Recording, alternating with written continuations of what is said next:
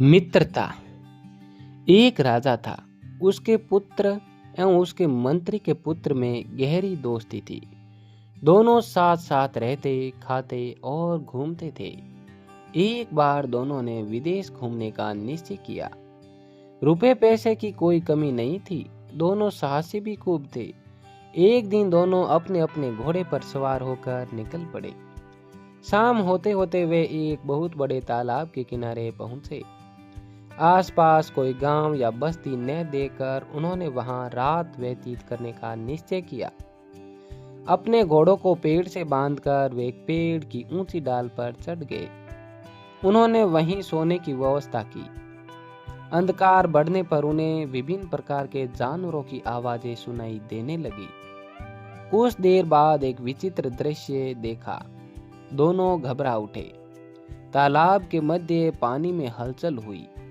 जोर जोर से फुंकारने की आवाज आने लगी। थोड़ी देर में एक विशाल सांप अपना फन उठाए पानी से निकल आया। किनारे आकर वह फुंकारने लगा। सांप के सिर पर अद्भुत मणि थी। उसका उज्जवल प्रकाश चारों ओर फैल रहा था। सांप ने अपनी मणि को एक मिट्टी के ढेर पर रख दिया और वह फुंकारते हुए भोजन की खोज में उस पेड़ के नीचे पहुंचा जिस पेड़ पर दोनों मित्र बैठे हुए थे। सांप ने दोनों घोड़ों को खा लिया। दोनों सोच रहे थे कि अब सांप उन्हें भी डस लेगा, लेकिन वह दूसरी ओर निकल गया। वह उत्सुकता से मणि को देखने लगे। उन्होंने पहले कभी मणि नहीं देखी थी, केवल कहानियों में ही सुना था। सांप के दूर जाते ही मंत्री के पुत्र की इच्छा मणि को प्राप्त करने की हुई। उसने सुना था कि मणि से निकलते प्रकाश को ढकने का एकमात्र उपाय गोबर या फिर घोड़े की लीद है। घोड़े की लीद पेड़ के नीचे ही थी। वह जल्दी से पेड़ से उतरा, मणि को घोड़े की लीद से ढक दिया और फिर पेड़ पर चढ़कर बैठ गया। थोड़ी देर बाद सांप लौटा और मणि को ढूंढने लगा। मणि ने पाकर वह गुस्से से फन पटकने लगा। गुस्से एवं दुख से उसने वहीं प्राण त्याग दिया। सुबह होने पर राजा का बेटा एवं मंत्री का बेटा पेड़ से उतरे। मंत्री के बेटे ने मणि को निकाल लिया तथा उसे धोने के लिए तालाब की ओर गया। मणि को धोते ही उससे अपूर्व प्रकाश निकलने लगा। उस प्रकाश से तालाब का तल तक प्रकाशित हो गया। उन्होंने देखा कि तालाब के तल में दीवारों से घिरा एक विराट महल है। मंत्री के पुत्र ने कहा, चलो डुबकी लगाकर वहां चलते हैं। राजा के पुत्र ने डरते हुए कहा, अगर वहां कोई दैत्य दानव हुआ तो? मंत्री का बेटा साहसी था। उसने कहा, चलते हैं, जो होगा देखा जाएगा। दोनों ने तालाब में डुबकी लगाई। मंत्री के पुत्र के हाथ में मणि थी। उसके प्रकाश से चारों ओर जगमग हो गई। कुछ क्षणों में वे तालाब में स्थित राजमहल तक पहुंच गए। राजमहल का मुख्य द्वार खुला हुआ था। दोनों ने अंदर प्रवेश किया, लेकिन उन्हें कोई दिखाई नहीं दिया। महल के चारों ओर बगीचा था। बगीचे में तरह तरह के फूल खिले हुए थे। महल की दीवारें सोने की थी, जिसमें हीरे जड़े हुए थे। महल के अंदर की सारी वस्तुएं सोने की थी, लेकिन वहां कोई भी आदमी दिखाई नहीं दे रहा था। ऐसा लगता था मानो सब उस महल को छोड़कर अन्यत्र चले गए हैं। घूमते घूमते वे एक कमरे में पहुंचे। वहां सोने के पलंग पर एक लड़की को सोते देखकर वे आश्चर्यचकित हो गए। वह अत्यंत सुंदर थी। दूध के समान सफेद रंग था उसका। उसकी उम्र लगभग 16 वर्ष रही होगी। दोनों उसे आश्चर्यचकित होकर देख रहे थे। कुछ देर बाद लड़की की नींद खुल गई। उसने आंखें मलते हुए उन्हें देखा और घबरा कर बोली, हाय सर्वनाश, तुम लोग यहाँ कैसे आ गए? क्या तुम्हें पता नहीं कि यहाँ एक बहुत बड़ा सांप रहता है? वह अभी आएगा और तुम्हें देखते ही खा जाएगा। जानता हूं, दोनों ने कहा। विश्वास नहीं हो रहा है, बिस्तर से उठती हुई वह बोली। उस सांप ने मेरे माता पिता, भाइयों, नौकर चाकर, सिपाही, स्वजन एवं समस्त आत्मीय जनों को खा लिया है, केवल मुझे छोड़ दिया है। तुम लोग तुरंत भाग जाओ, वरना वह तुम्हें भी खा जाएगा। मंत्री के पुत्र ने कहा, अब सांप नहीं आएगा, क्योंकि वह मर चुका है। यह सुनकर लड़की बहुत खुश हुई। सांप से उसे बचाने के लिए वह उन्हें बार बार धन्यवाद देने लगी। फिर से आग्रह बोली, तुम लोगों ने मुझे सांप से बचाया है, कृपया इस महल में मुझे अकेली छोड़कर मत चले जाना। दोनों ने उसे आश्वासन दिया। दोनों वहीं रहने लगे। लड़की देखने में जितनी सुंदर थी, स्वभाव से उतनी ही अच्छी थी। कुछ दिनों के बाद राजपुत्र ने उसके साथ विवाह कर लिया। उसके कुछ दिनों बाद राजपुत्र ने अपने देश जाने की सोची, लेकिन वह शाही ठाट बाट के साथ जाना चाहता था। मंत्री पुत्र ने कहा कि वह पहले जाकर राजा को सब कुछ बता देगा, फिर हाथी घोड़े प्रजा के साथ आएगा और दोनों को राजसी ठाट के साथ ले जाएगा। यह सुनकर राजपुत्र आश्वस्त हो गया। तय कार्यक्रम के मुताबिक मंत्री पुत्र जाने को तैयार हुआ। तालाब के ऊपर जाने के लिए मणि की जरूरत थी।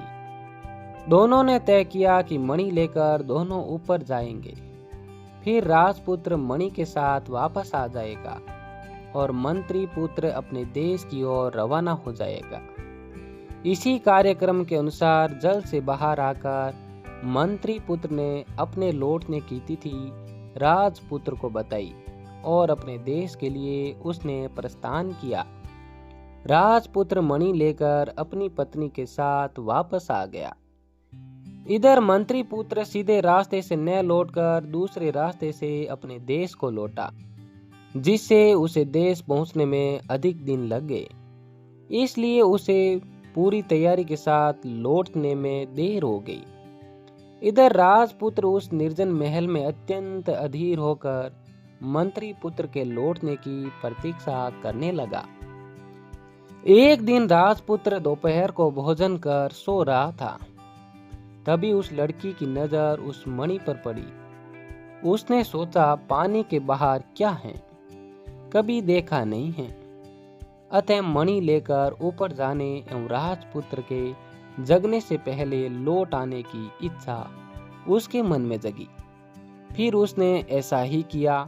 पानी से बाहर का वातावरण और प्राकृतिक दृश्य देखकर उसे अति प्रसन्नता हुई। तालाब के घाट की सीढ़ियों पर बैठकर उसने स्नान किया और कुछ देर तक इधर उधर घूमती रही। उसके बाद अपने महल में लौट आई। धीरे धीरे उसका साहस बढ़ता गया। अब वह प्रतिदिन दोपहर में राजपुत्र सो जाने के बाद जल से बाहर आने लगी। जिस राज्य की सीमा के अंतर्गत वह तालाब था, उस राज्य का राजा अपने पुत्र के साथ एक दिन शिकार के लिए वहां आया। तालाब के पास ही उन्होंने अपना डेरा डाला। दोपहर को सभी खाने पीने में व्यस्त थे। राजपुत्र घूमते घूमते उसी तालाब के किनारे खड़ा हो गया। एक बुढ़िया वहीं आसपास की सूखी लकड़ियां चुन रही थी। वह लड़की भी रोज की तरह मणि को लेकर तालाब के घाट की सीढ़ी पर बैठी हुई थी। अचानक उसकी नजर उन दोनों पर पड़ी। वह अत्यंत घबरा गई और तालाब में डुबकी लगाकर अपने महल में पहुंचकर उसने राहत की सांस ली। इधर राजपुत्र लड़की की सुंदरता पर मुग्ध हो गया। ऐसी रूपवती कन्या उसने पहले कभी नहीं देखी थी। एक झलक दिखाकर वह अदृश्य हो गई थी। राजपुत्र कांट की तरह स्थिर खड़ा रहा और सोचने लगा कि कितना अच्छा होगा अगर वह रूपवती लड़की एक बार उसे फिर दिख जाए। लेकिन उसकी यह कामना पूर्ण नहीं हुई। वह पागल हो गया। बीच बीच में वह कहता जाता, अभी थी अभी नहीं, अभी थी अभी नहीं। कुछ समय नहीं पा रहा था। राजपुत्र वहां से लौटना नहीं चाहता था। बड़ी मुश्किल से उसे राजमहल लाया गया। राजा ने राज्य के अनेक वैद्यों को बुलाया, बहुत इलाज करवाया, पर कोई लाभ नहीं हुआ। राजा का बेटा सिर्फ एक रट लगाए हुए था, अभी थी अभी नहीं। राजा अत्यंत उदास हो गए। उन्होंने घोषणा करवाई, जो कोई भी राजपुत्र को ठीक कर देगा उसकी बेटी के साथ राजपुत्र का विवाह कर दिया जाएगा एवं आधा राज्य भी उसे मिलेगा। लेकिन कोई भी सामने नहीं आया। राजा एकदम निराश हो गए। एक दिन एक बुढ़िया ने आकर कहा, महाराज, मैं आपके पुत्र को ठीक कर सकती हूँ। राजा ने आश्चर्य से कहा, तुम बुढ़िया? बोली, हाँ महाराज। राजा ने पूछा, राज्य के प्रसिद्ध वैद्य भी उसे ठीक नहीं कर सके और तुम ठीक कर दोगी? क्या तुम्हें उसके पागल होने का कारण पता है? हाँ महाराज, पर अभी नहीं बताऊंगी। पहले उसे ठीक कर दूं, फिर बताऊंगी। बुढ़िया बोली, ठीक है, पर कितने दिन लगेंगे? राजा ने पूछा। बुढ़िया बोली, अभी नहीं बता पाऊंगी महाराज, पर आपका सहयोग मिला तो आपका बेटा शीघ्र ठीक हो जाएगा। मेरा सहयोग कैसा? राजा ने पूछा। जिस तालाब के किनारे राजपुत्र पागल हुए थे, वहां मेरे लिए एक झोंपड़ी बनवा दीजिए। झोंपड़ी से कोई 100 कदम दूर आपके अनुचर छिपकर रहेंगे एवं मेरे निर्देश पर कार्य करेंगे। बुढ़िया बोली। राजा ने अनुचरों को आदेश दिया कि वे बुढ़िया के निर्देश अनुसार कार्य करें। बुढ़िया फिर बोली, लेकिन महाराज, आप अपने वचन को भूल मत जाइएगा। मैं तो आपके बेटे से विवाह नहीं करूंगी, लेकिन बदले में आपको अपनी बेटी का विवाह मेरे बेटे फकीरचंद से करना होगा। उस बुढ़िया का फकीरचंद नामक एक बेटा था, इसलिए सब उसे फकीर की माँ कहकर बुलाते थे। लेकिन फकीर एकदम पागल था, बीच बीच में घर से भाग जाता था। वह लंगोट धारण करता था और सारे शरीर में राख मल लेता था। जब घर वापस आता तब दरवाजे पर खड़ी माँ के सामने उछल उछल कर नाचता। उसकी बात किसी को समझ में नहीं आती थी। राजा के आदेश से तालाब के किनारे झोंपड़ी बना दी गई। 100 कदम की दूरी पर अनुचरों के रहने की व्यवस्था कर दी गई। अनुचरों को भी आदेश दिया गया कि जब तक बुढ़िया न बुलाए तालाब के किनारे कोई न जाए। बुढ़िया तालाब पर नजर रखने लगी। इधर तालाब के अंदर राजमहल में राजपुत्र अपनी पत्नी के साथ मंत्री पुत्र के आने का इंतजार कर रहा था, लेकिन मंत्री पुत्र का कुछ अता पता नहीं था। उस दिन की घटना के बाद लड़की एक दिन भी तालाब से बाहर नहीं निकली, लेकिन भाग्य का लिखा कौन जानता है। एक दिन दोपहर को भोजन के बाद जब राजपुत्र सोने के लिए गया, वह लड़की मणि हाथ में लेकर तालाब से बाहर निकली और इधर उधर देखने के बाद पक्के घाट पर बैठ गई। बुढ़िया को इसी अवसर की प्रतीक्षा थी। वह बोली, रूप की रानी बेटी, आओ मैं तुम्हें नहला देती हूँ। लड़की ने कोई आपत्ति नहीं की। बुढ़िया उसके पास आकर बैठ गई। मणि को उसके हाथ में देखकर बोली, अरे उसे हाथ में क्यों ले रखा है? पानी में गिर सकती हैं, घाट के ऊपर ठीक से रख दो। बुढ़िया ने मौका देकर मणि को अपनी अंटी में छिपा लिया और अनुचरों को इशारा किया। अनुचरों ने लड़की को पकड़ लिया और उसे राज दरबार में पेश किया। लड़की को देखते ही राजपुत्र बोल उठा, मिल गई, वह तो मिल गई। राजपुत्र का पागलपन दूर हो गया। राजा की खुशी का ठिकाना नहीं रहा। उसने अपने बेटे से उसकी शादी करनी चाहिए तो वह लड़की बोली, महाराज, तालाब के अंदर महल में मेरे पति हैं। मैंने व्रत लिया है कि 1 वर्ष तक किसी दूसरे पुरुष का मुंह भी नहीं देखूंगी, इसलिए अभी विवाह संभव नहीं है। यह सुनकर राजा उदास हो गए, पर कोई उपाय न देखकर साल भर तक प्रतीक्षा करने का उन्होंने निश्चय किया। उधर मंत्री पुत्र सारी व्यवस्था कर उसी तालाब के किनारे हाथी, घोड़ों एवं अनुचरों के साथ पहुंचा। तालाब के किनारे आम के बगीचे में तंबू तानकर तालाब की ओर एकटक देखता रहा। हालांकि निर्दिष्ट समय बीत गया, किंतु मंत्री पुत्र को आशा थी कि राजपुत्र अवश्य बाहर आएंगे, परंतु राजपुत्र और उसकी पत्नी जल से बाहर नहीं निकले। मंत्री पुत्र ने सोचा निश्चय ही कोई घटना घटी है, लेकिन पातालपुरी तक कैसे पहुंचा जाएगा। वह जानता था कि सांप की मणि के बगैर वहां तक पहुंचना असंभव है। इधर व्रत की अवधि समाप्त होने वाली थी। राजा ने अपने पुत्र के साथ उस लड़की के विवाह की तैयारियां शुरू कर दी। हलवाइयों ने पकवान बनाना शुरू कर दिया। नगर में घर द्वार सजाए जाने लगे।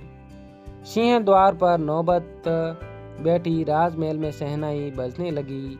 मंत्री पुत्र के पास के नगर से आने वाली शहनाई की आवाज को सुना। एक राहगीर से पूछने पर उसने उसे बताया कि एक जल कन्या से इस देश के राजकुमार का विवाह होने जा रहा है। उसी की तैयारियां चल रही हैं। मंत्री पुत्र सारी बात समझ गया। उसने तय किया कि पहले नगर जाकर वह सारी बातों का पता लगाएगा। वह नगर की ओर चल पड़ा। उसने एक ब्राह्मण के घर में शरण ली। ब्राह्मण ने उसका आदर सत्कार किया, भरपेट भोजन कराया। विश्राम के बाद मंत्री पुत्र ने पूछा, हे ब्राह्मण देवता, कृपया बताइए, नगर में इतनी तैयारियां क्यों की जा रही हैं? ब्राह्मण बोला, लगता है तुम इस नगर में नए आए हो। नगर के निकट जंगल में एक तालाब है। वहां से एक अपूर्व सुंदर जल कन्या को पकड़कर लाया गया है। कल राजपुत्र के साथ उसका विवाह होगा, इसलिए नगर में इतनी रौनक है।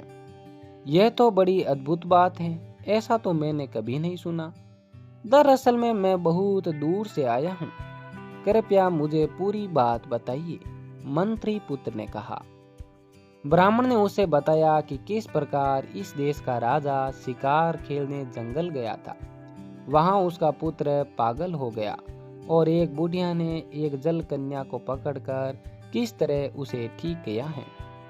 मंत्री पुत्र ने पूछा, बुढ़िया को राजा ने जो वचन दिया था, क्या वह पूरा हुआ? नहीं, क्योंकि बुढ़िया का पुत्र फकीर चंद कहीं गायब हो गया है। बुढ़िया का कहना है कि अब उसके आने का समय हो गया है। वह देखने में कैसा है? मंत्री पुत्र ने पूछा। ब्राह्मण बोला, देखने सुनने में तो वह तुम्हारी तरह है, पर लंगोटी धारण करता है एवं पूरी देह में राख मलकर रहता है।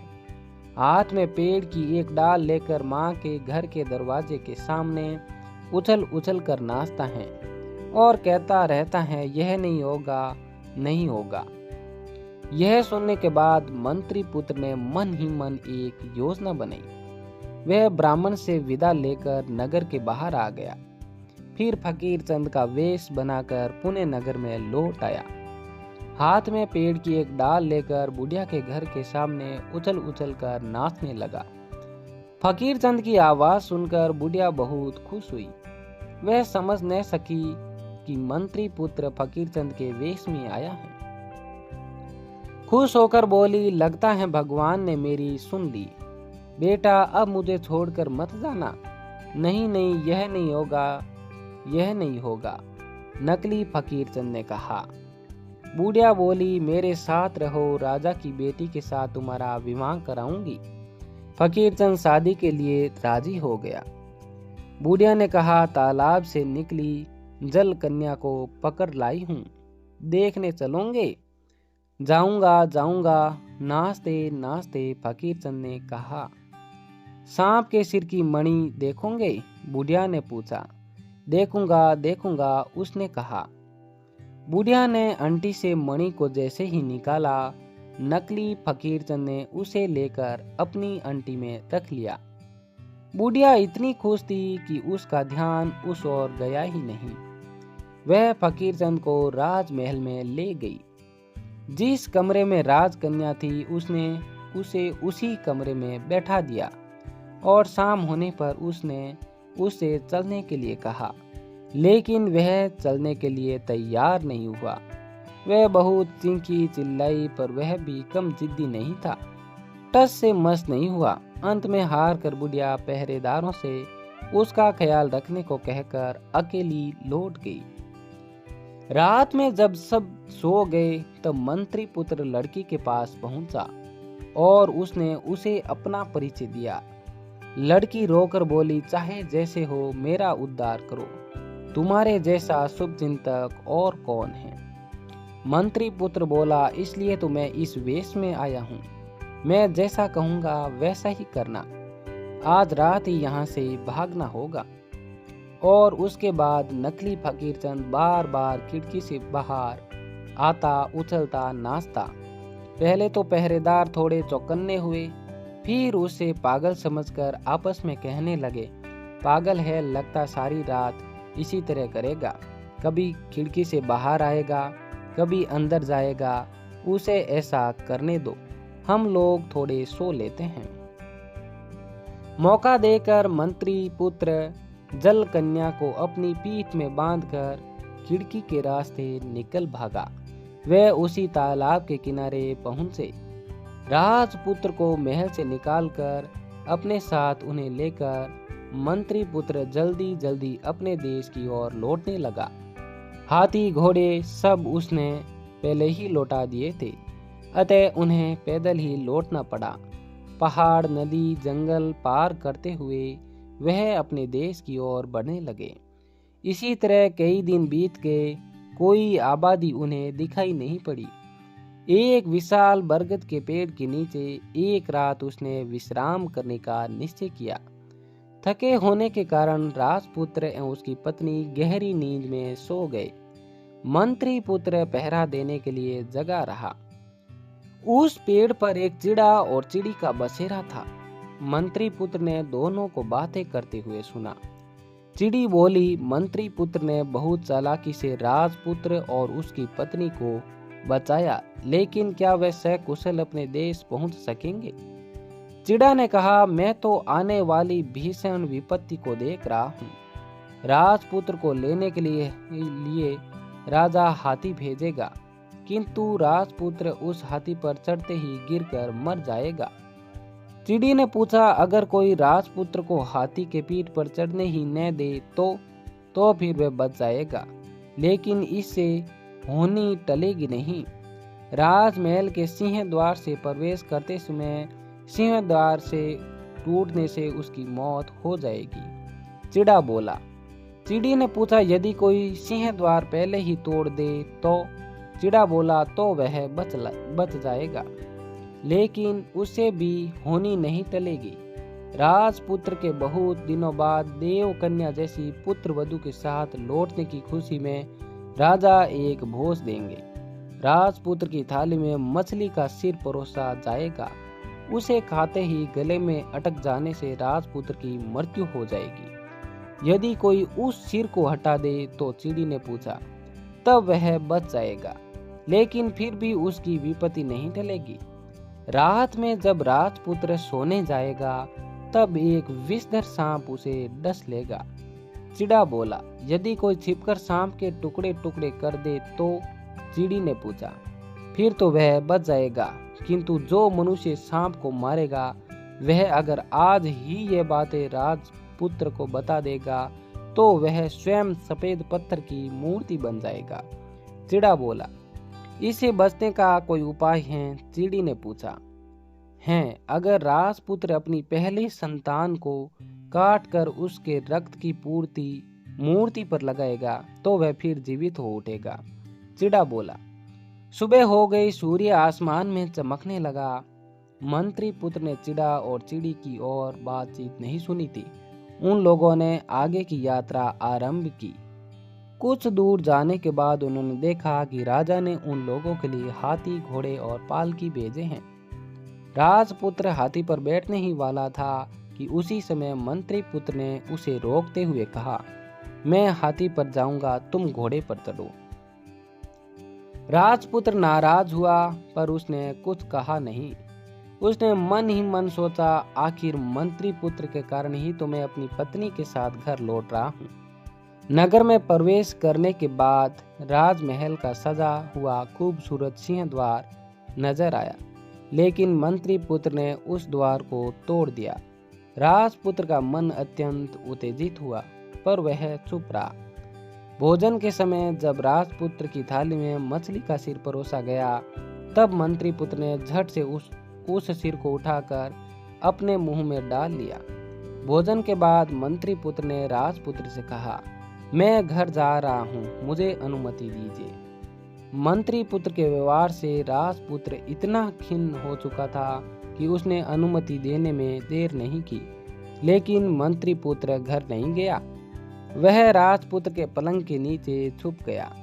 राजपुत्र और उसकी पत्नी के सोने के बाद आधी रात को उसने देखा कि एक विषधर नागफन उठाए हुए कमरे में आ रहा है। सांप जैसे ही राजपुत्र को उसने डसने को उद्यत हुआ, मंत्री पुत्र ने तलवार से उसके टुकड़े टुकड़े कर दिए। उन्हें राजकन्या के पानी के बर्तन में छुपाने लगा तो बर्तन लुढ़क गया। आवाज सुनकर राजकन्या उठ बैठी। मंत्री पुत्र को शयन कक्ष में देखकर वह चिल्ला उठी। राजपुत्र भी जाग गया। पलंग के पास रखी तलवार को उठाकर जैसे ही मंत्री पुत्र को मारने उठा, मंत्री पुत्र बोल उठा, विश्वास करो मित्र, तुम्हारी जान बचाने के लिए ही मैंने ये सब किया है। फालतू बातें मत करो। पातालपुरी को छोड़ने के बाद से ही तुम्हारे आचरण में परिवर्तन देख रहा हूँ, राजपुत्र ने क्रोधित होकर कहा।